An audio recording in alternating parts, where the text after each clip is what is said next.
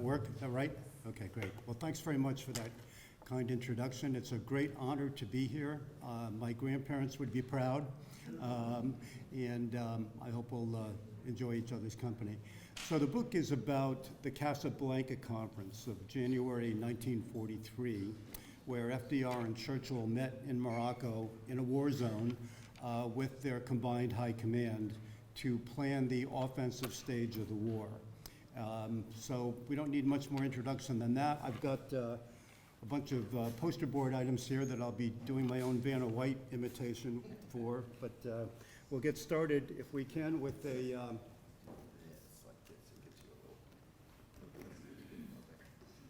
Is that pretty visible to everybody? Should I tilt it anyway? Not visible?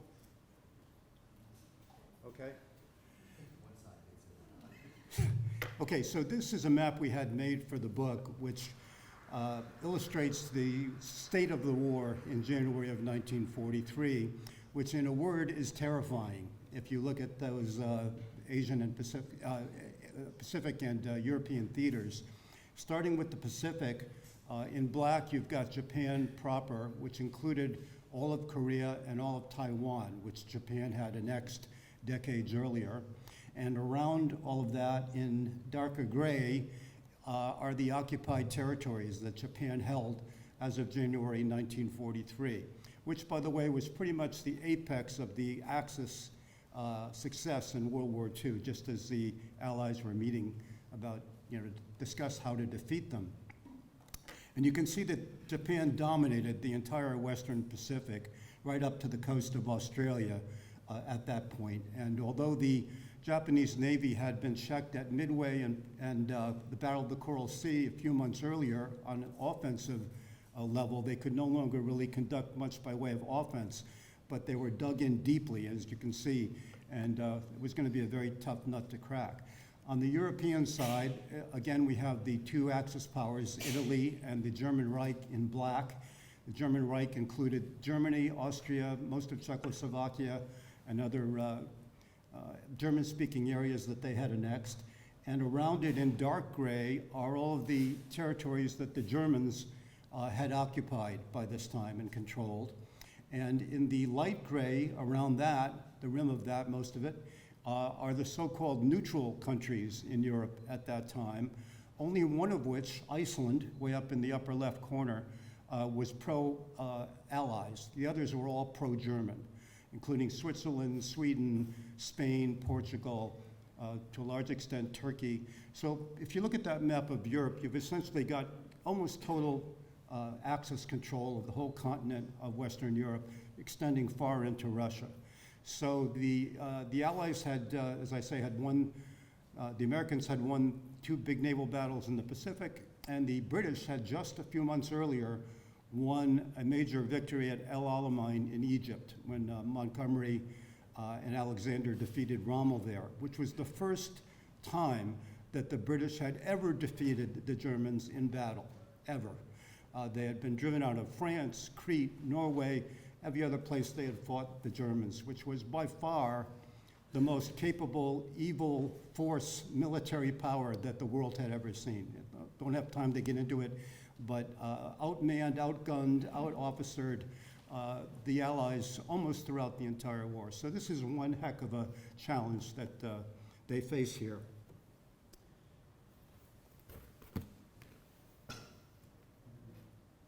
So here is the group photograph, if you will, taken at Casablanca with FDR and Churchill, of course, in the foreground. Behind FDR are the American chiefs of staff, and behind Churchill are the British chiefs of staff. We're going to talk, by the way, this is a character-driven book. Many books about World War II, or any war, I think, you open up and they tell you this regiment was here and this division was there, and there were 37 divisions over here and 28 there, and these were the names of the commanders. I don't particularly care about any of that. If anybody wants to research that, they can. What interests me is the people, the human interaction of these men with this enormous burden that they faced.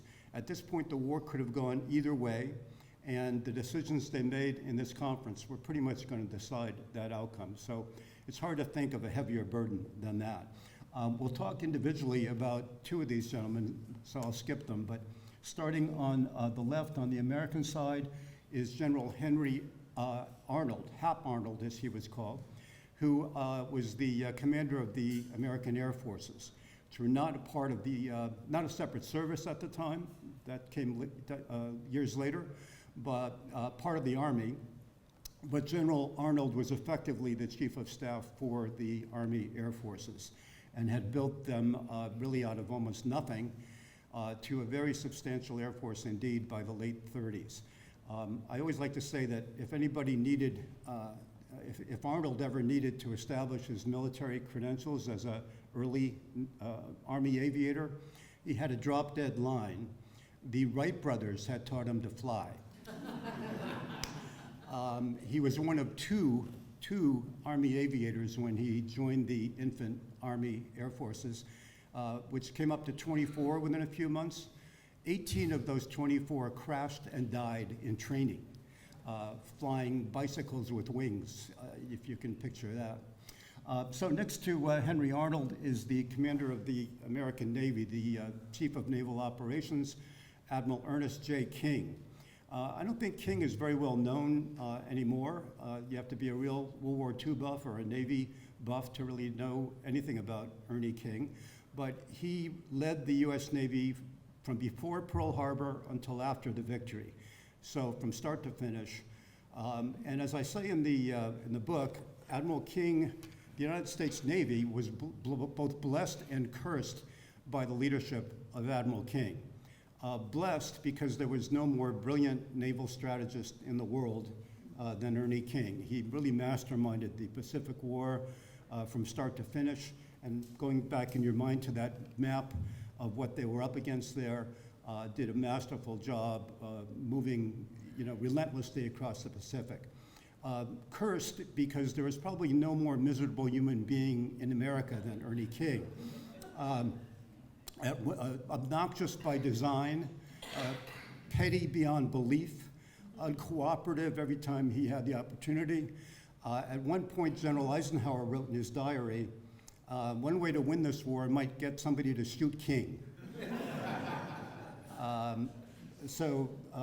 Well, we don't have time to go into it in depth as the book does, but among his other notable features, he wrote a thesis for the Naval Institute Press, one subtext of which was that democracy was a weakness, and another was that civilians should be told nothing about a war until after it was over, and then only who had won.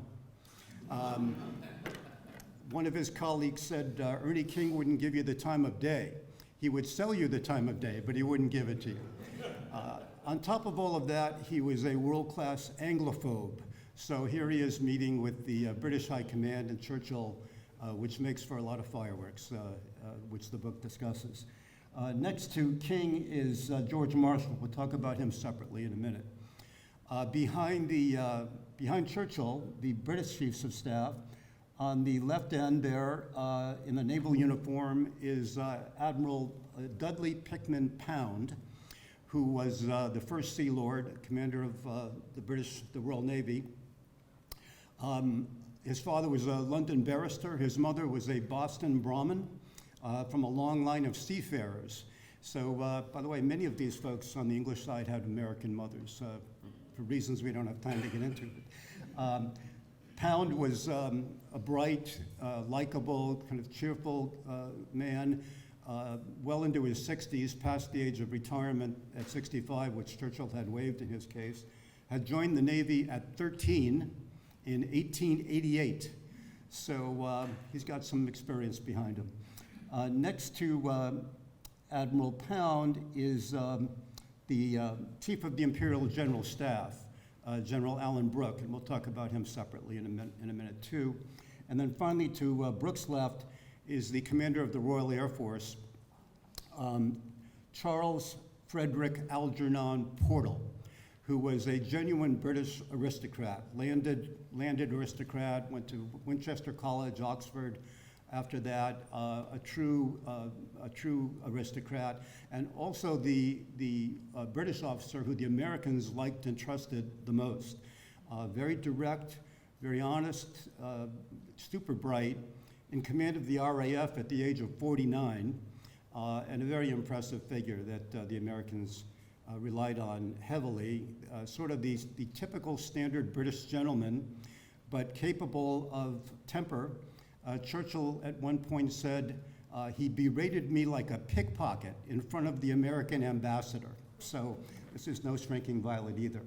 To speak generally about the collective sense of these two groups, the British and the Americans, we need to keep in mind that in 1943, they were much more foreign than they are today. Keeping in mind no commercial air travel, no internet, no television, no common radio channels, very few periodicals, newspapers read by both countries, really totally distinct and separate countries. Some of American history, much of American history taught in the 30s, still had what one American officer described as red-coated British devils. So the American impression of the British was very different than it is today. The Americans were far less sophisticated, far less experienced than the British. The British had been a world power for 300 years. The Americans had never been a world power to speak of. They, had picked up some territory after the Spanish-American War, and of course helped to win World War I, but then immediately pulled the cover over their heads, nothing to do with world affairs to speak of. Isolationism took over. So we have a great disproportion here of experience, sophistication, and wherewithal between the British and the Americans. The British, of course, had been fighting Hitler alone for 2 years, 1939 and 1940, and most of 41.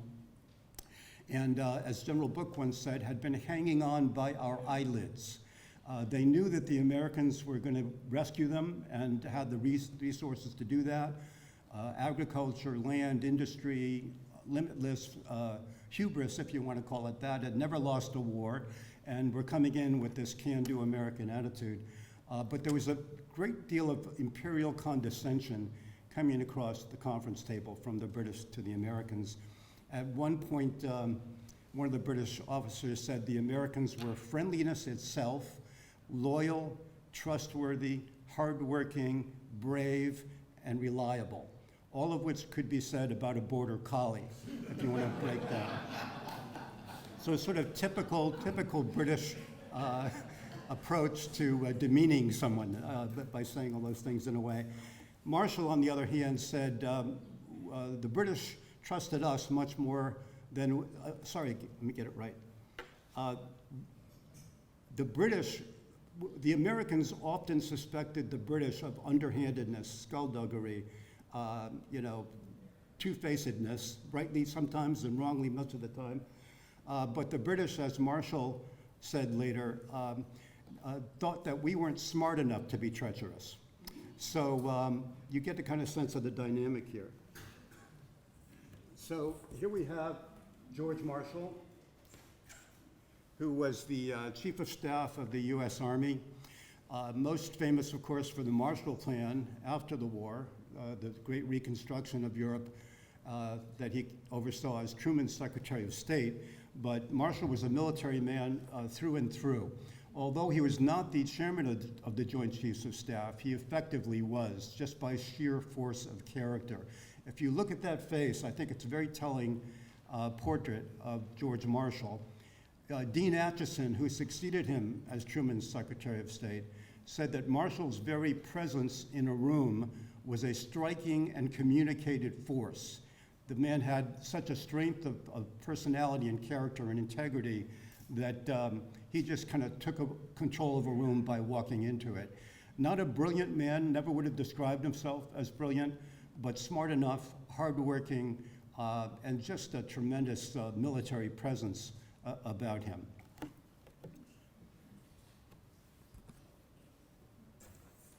Whoops. So this is General Sir Alan Brooke, the Chief of Staff of the Imperial General Staff, commanded the Army, but also chaired the British Chiefs of Staff, probably the most commanding figure you can imagine. A very brilliant figure, steeped in military strategy, had studied it, at Sandhurst and ever after, and really a commanding presence as well.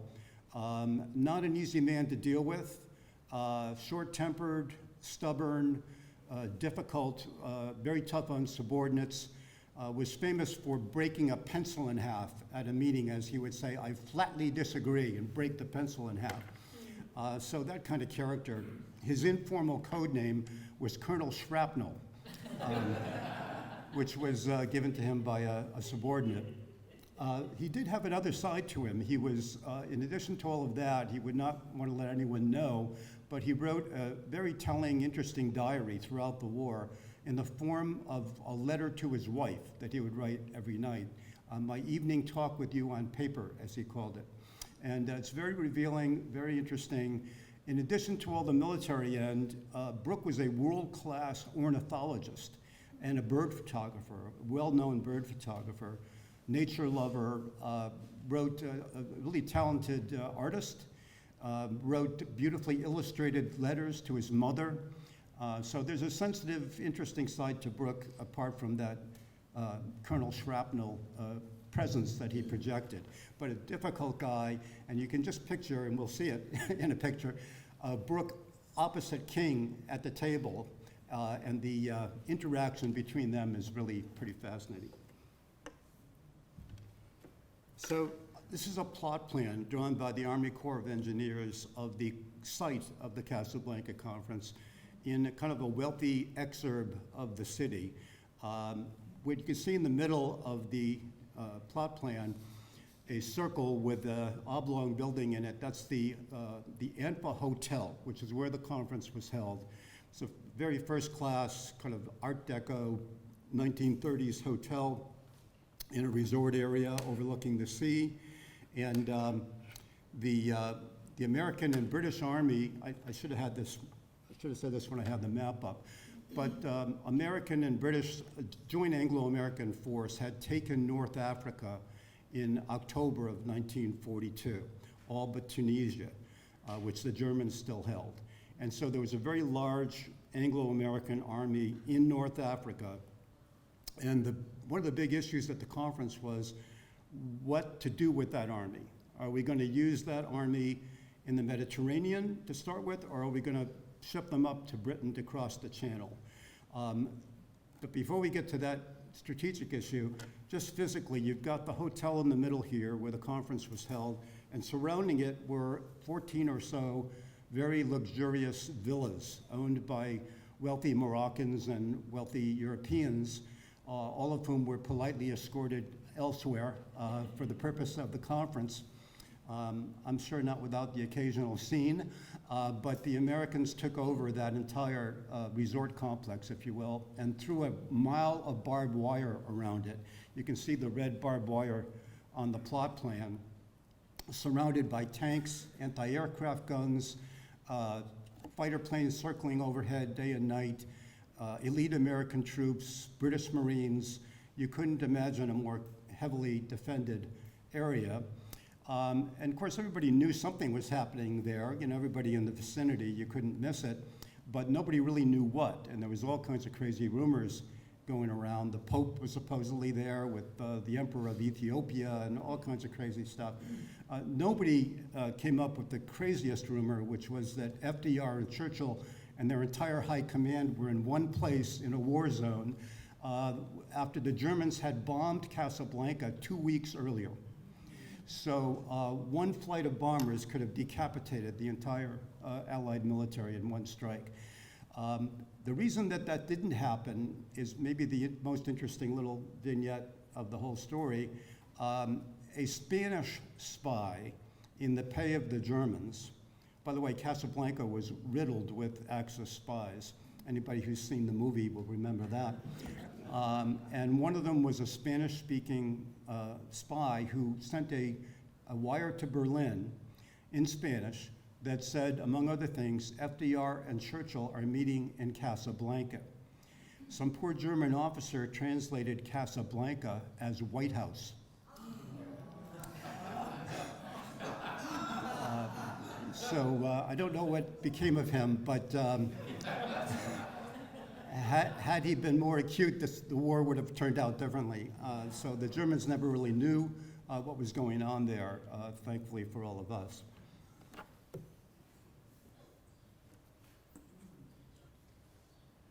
FDR was assigned that villa, which is sort of emblematic of the others as well.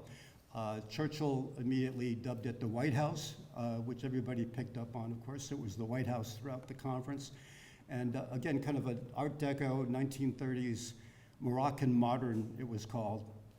And it was in that villa, FDR's villa, that Churchill would come over every day and spend hours there with Churchill one-on-one. The conference itself was conducted by the military brass, the experts, who would settle all the strategic issues that they faced. But then they would meet with Churchill and Roosevelt, all of them combined, 3 different times during the duration of this 10-day conference, and we'll talk about that in a bit. But it was a very comfortable place for FDR. It could have been designed for him. Everything important was on the ground level. The bathtub was a sunken bathtub. The Secret Service created a bomb shelter out of poured cement, for him. It was all set up perfectly. And that's where he presided for those 10 days. He enjoyed it. The weather was great. The food was great. Morocco in January beats London in January or Washington in January. And part of the advantage of all of this was that the British and the Americans ate together, drank at the bar together, sat around each other's rooms in the hotel, like freshmen, talking, getting to know each other. And that bond, that Anglo-American bond, really began to be formed at the Casablanca Conference.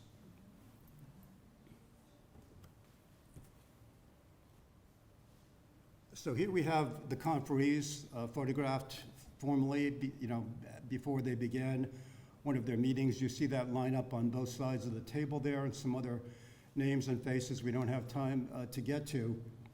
But it was here that they resolved in 10 days the great differences between them on major strategic issues, of which there were a good many, but the two most important ones were whether or not to cross the channel in 1943, which the Americans wanted to do, or in 1944, which the British wisely argued they would not be ready to do until 1944. The Germans were dug in northern France, concrete bunkers, all of that. Anybody who's seen Private Ryan knows what that was about.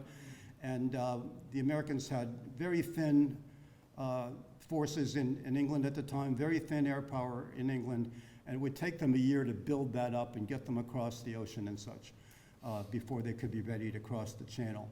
The compromise that was reached, the British, again, wanting to go through the Mediterranean and the Americans wanting to cross the channel right away, was that the channel would be crossed. The British committed to that, but in the spring of 44 rather than in the spring of 43.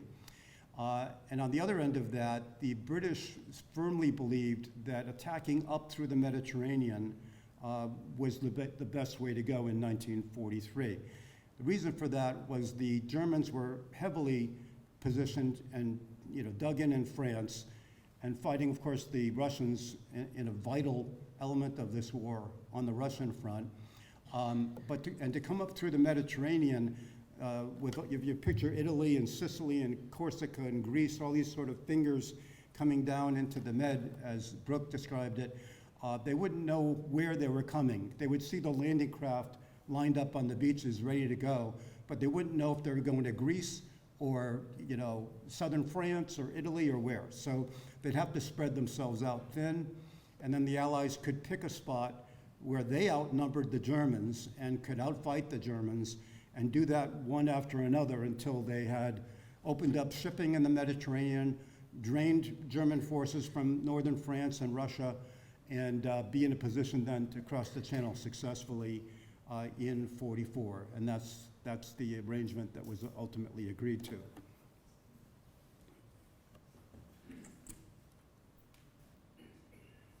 I mentioned earlier that there were 3 different occasions during the conference when the High Command met with Churchill and FDR in Roosevelt's villa. This is his dining room with that nice 1930s table and beautiful Moroccan rug underneath it. And at those plenary sessions, as they were called, are really fascinating. There's 900 pages of minutes from all of these meetings, and some of them took place in those 3 plenary sessions. And what's most interesting to me is that there was no deference given to anybody. You know, a brigadier general could challenge Winston Churchill or FDR and tell him he was wrong, politely, but nonetheless wrong. And they would hash that out over a course of several hours and eventually come to a consensus in these 3 meetings about what that military strategic plan was going to be. How are we doing on time? We got 5, 6, 8 minutes. 8 minutes, okay. I'm moving at lightning speed here, by the way. There's a whole lot more to cover.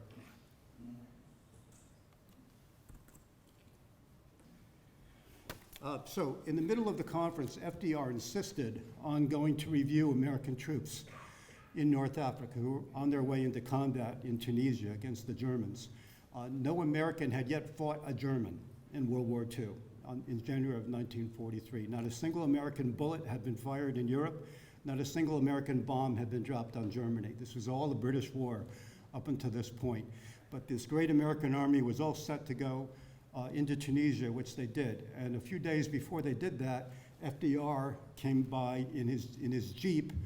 They were all lined up for inspection, thinking they were going to be reviewed by General Clark, who was in command of that army, and were stunned when they saw FDR in that Jeep. It was a dangerous thing to do, needless to say, if the Germans had gotten wind of that. But Averell Harriman, who was a close friend, Averell Harriman, who many of you will know was a future governor of New York and a presidential candidate, was a childhood friend of FDR's and at the conference with him, and also at this review of the troops. And he later said that when the president passed by the troops, at first they were stunned and their jaws dropped, and then it was thrilling to hear their cheers. I think that's a very evocative thing. I have to mention that among the research I did here at Hyde Park, which was a tremendous resource, there is a file about that big of letters that were written to FDR by the wives and mothers and fathers of these troops. He had letters written to every one of them who had either driven him or guarded him or fed him or something, and also sent the families a photograph of the military cemetery where about 1,500 Americans were buried who had fought the French in taking North Africa. Most of us don't remember that or know that, but we lost 1,500 men fighting the French when they took North Africa. And I just want to read to you, because I think they're so evocative, of the excerpts from 3 of those letters. Mrs. June Long of Temple, Pennsylvania, was grateful to the president for, quote, telling me you saw my husband and he is well and safe. Gosh, that made me feel swell to hear you say that. You see, sir, I am not married so very long, and I worry about him all the time. Mr. Edwin Miller wrote from West Bend, Wisconsin. My wife and I are the happiest people on earth today. His mother and I will never forget that our son, just a country boy, had the honor of serving the President of the United States. Mrs. Ella M. Duane of West Newton, Massachusetts, took comfort in the thought that my son is buried in a hallowed grave in a cemetery and not in some unknown, unmarked spot. So there's this much of these kinds of letters in the archives here, which are really quite amazing. Coming to the end.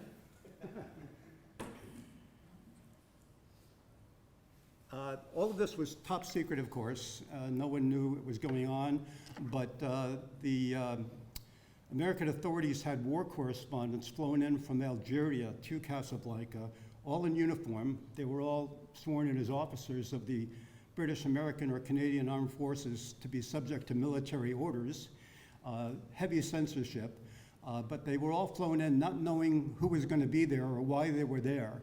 And they assembled on the back lawn of FDR's villa here And out comes Churchill and FDR and de Gaulle and another great French general, Henri Giraud, who was de Gaulle's rival. And this press conference was photographed, and it was at that press conference that FDR announced the controversial policy of unconditional surrender.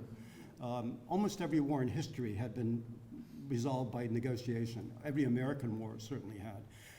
Never had it been unconditional surrender. Even in the Civil War, it's another story, but I wrote a book about that actually. But the drift of it is that Churchill had agreed to that policy before this press conference, but didn't know FDR was going to announce it. And when he did announce it, Churchill's head snapped around, and he had no choice but to follow along at that point, of course. Another example of FDR's political skill and leadership in just sort of making things happen when he wanted them to happen. And the last thing I'll discuss briefly in the remaining time, as I mentioned, de Gaulle was at the conference, as was Henri Giraud, his great rival in the Vichy French army, kind of mainstream French army. De Gaulle, of course, was a hero to the French resistance, had escaped literally from France when the Germans took over, refused to acquiesce in the surrender, flew in a small plane to London in the kind of a cinematic fashion. Churchill gave him a microphone, a budget, and made him into a hero to the French. The most towering ego in history, I think. I can't imagine anybody. Churchill had this love-hate relationship with de Gaulle. They respected each other enormously, but they were at each other constantly, these two big egos. At one point at Casablanca, somebody asked Churchill, so how are things going with de Gaulle, who they were trying to get to merge with Giraud and stop being the prima donna and just cooperate with all the French forces. In response to that, Churchill says, oh, let's not speak of de Gaulle. We call him Joan of Arc, and we're looking for some bishops to burn him. Last point on this, again, a testimony to FDR's political skills. Nobody could get Giraud and de Gaulle together. Giraud agreed to everything that was proposed. De Gaulle refused everything that was proposed, simply wouldn't do it. So they were going to have to go home empty-handed on that, and it was well known that they were trying to achieve that. So what FDR did is he was looking in that villa we saw earlier, out at the reporters on the lawn, and spotted an AP photographer that had covered him in the White House, and asked Harry Hopkins, his chief aide, his alter ego, to go out and whisper in Sammy Schulman's ear, the AP photographer, which he did. So then FDR and Churchill and the two French generals come out and sit on chairs in front of everybody, and Sammy Schulman stands up, the AP photographer, and says, oh, Mr. President, can we get a photo of the two French generals shaking hands? So FDR puts his right hand under one elbow and his left hand under the other and does this. They have no choice but a scene. So they stand up in front of the photographers, shaking hands as far apart as the laws of physics allow. The briefest handshake in recorded history, but that photograph was on the front page of every American and British newspaper for days afterwards. French unity achieved, and the only unity was that handshake. After the conference, there was no unity. That's it for the time. I hope that's... Thank you.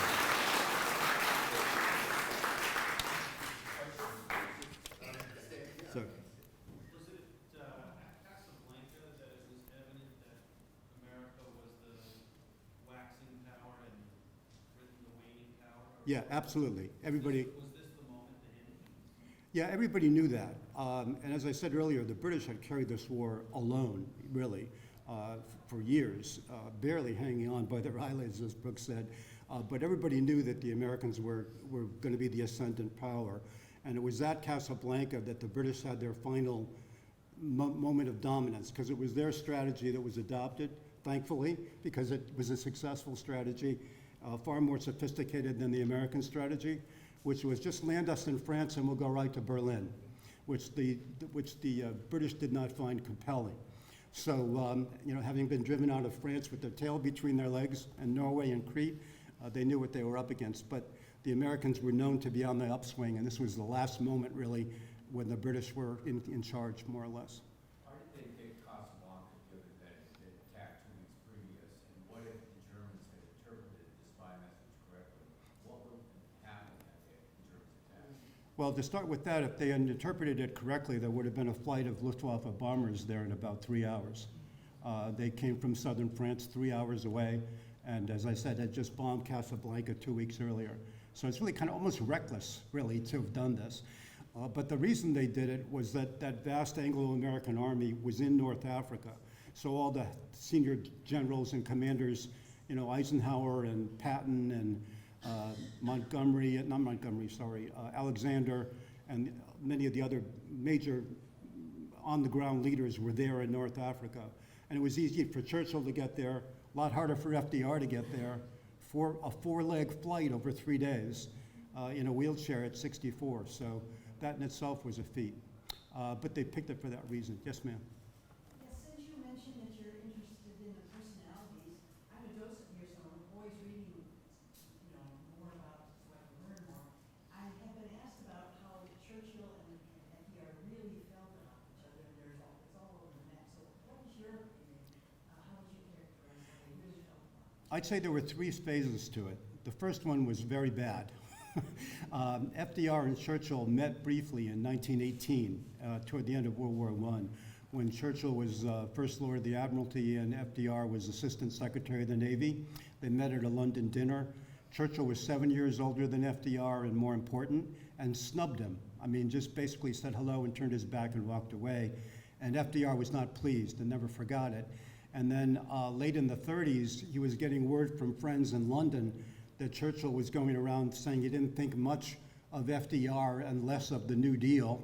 So there was not a good initial atmosphere.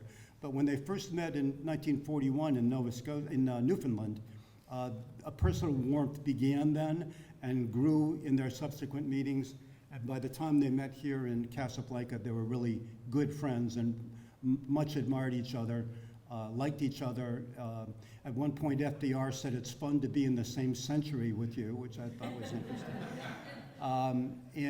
But then about a year later, as FDR's health declined badly, and he started cozying up to Stalin rather than Churchill and made it quite plain and really sided with the Russians against the British.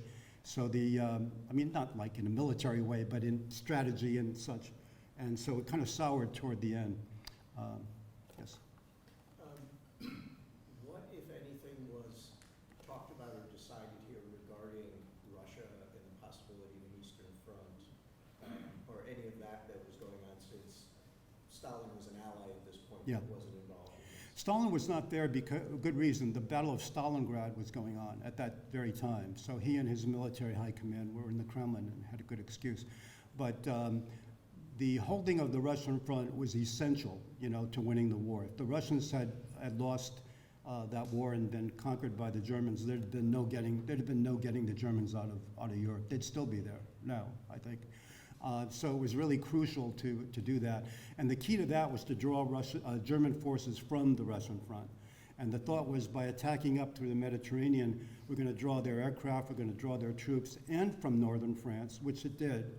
They took Sicily first, and then went up the toe of Italy, and that drew a lot of Russian power and bled a lot of Russian strength in the Mediterranean. So when the time came to cross the Channel, the Saving Private Ryan thing was what one general called a nip and tuck affair, even then, and it would not have been possible had they not done the other part first.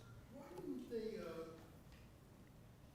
invade southern France first instead of Sicily and Italy? Since Vichy France was in the southern part, and they had such a relatively easier time fighting the Vichy French as opposed to the Italians and the Germans. Well, first of all, after the Anglo-Americans took North Africa, and the French fought for 2 days and then rolled over and joined them, okay? So it was almost like a point of honor that the French fought them for 2 days and then joined them. And at that point, Hitler occupied all of France. Vichy France was no longer anything to even think of, so it was occupied by Germans. But secondly, the main task there was to open the Mediterranean to Allied shipping and to take Sicily made that possible, because it controlled those shipping routes between the Suez Canal and Gibraltar. And up to that time, all the British shipping from India and the Far East had to go around the Horn of Africa at enormous cost and resources. Of all the military heads in the room that you had shown us earlier, was there one whose ultimate wisdom or strategy came into play and was followed? Was there one? Yeah, that would be Alan Brooke. Alan Brooke was the mastermind of this Mediterranean strategy. And I know we're running out of time, but just really briefly, I think Alan Brooke is the hero of the book, actually.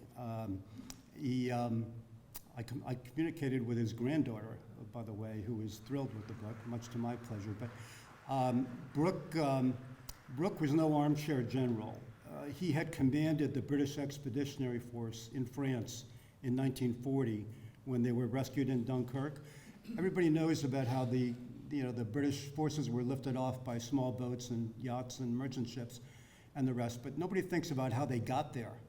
The British Expeditionary Force was in the middle of northern France when the Germans attacked. Within days, 2 days, the Germans had all but surrounded them, vastly outnumbered them, outgunned them, much more prepared than the British had been.